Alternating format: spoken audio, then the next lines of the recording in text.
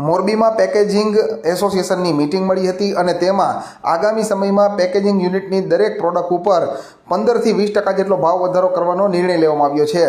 Iran અને Israel વચ્ચે યુદ્ધ ચાલી રહ્યું છે, તેની અસરના ભાગરૂપે ઘણા બધા ઔદ્યોગિક એકમોને બંધ કરવા પડ્યા છે તેવી પરિસ્થિતિ છે। ત્યારે જો મોરબીના પેકેજિંગ ઉદ્યોગની વાત કરીએ તો મોરબીનો પેકેજિંગ ઉદ્યોગ મોરબીના સિરામિક ઉદ્યોગ સાથે સીધો સંકળાયેલો છે અને સિરામિક ઉદ્યોગ 1 મહિના સુધી બંધ કરવામાં આવ્યો છે। ત્યારે પેકેજિંગના ઉદ્યોગકારોની પણ મુશ્કેલી વધી ગઈ છે અને મોટાભાગના પેકેજિંગના કારખાના બંધ થઈ ગયા છે। તેવામાં પેકેજિંગ એસોસિએશનના પ્રમુખ પાર્થભાઈ બારૈયાની આગેવાની હેઠળ એક મિટિંગનું આયોજન કરવામાં આવ્યું હતું અને આ મિટિંગની અંદર એવો નિર્ણય લેવામાં આવ્યો છે કે હાલમાં રો મટીરિયલના ભાવની અંદર ખૂબ મોટો વધારો થયો છે અને આગામી સમયમાં જ્યારે સિરામિકના કારખાના શરૂ થશે ત્યારે હજુ પણ તેમાં વધારો થવાની શક્યતા છે। ત્યારે આગામી સમયમાં જે ભાવ વધારો આવશે તે ધ્યાનમાં રાખતા 15 થી 20% જેટલો પેકેજિંગની તૈયાર પ્રોડક્ટ ઉપર ભાવ વધારો કરવામાં આવશે તો જ પેકેજિંગના યુનિટો ટકાવી શકાશે, જેથી કરીને આગામી સમયમાં 15 થી 20% જેટલો ભાવ વધારો પેકેજિંગની પ્રોડક્ટ ઉપર આવશે તેવું હાલમાં દેખાઈ રહ્યું છે।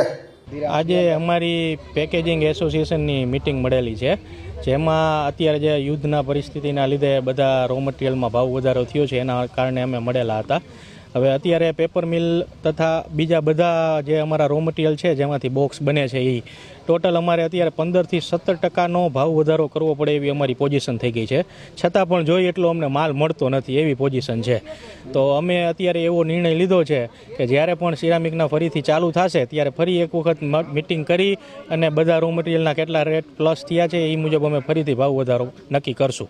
અત્યારની કન્ડિશન મુજબ અમારે 15 થી 17%નું કોસ્ટિંગ પ્લસ થયું છે।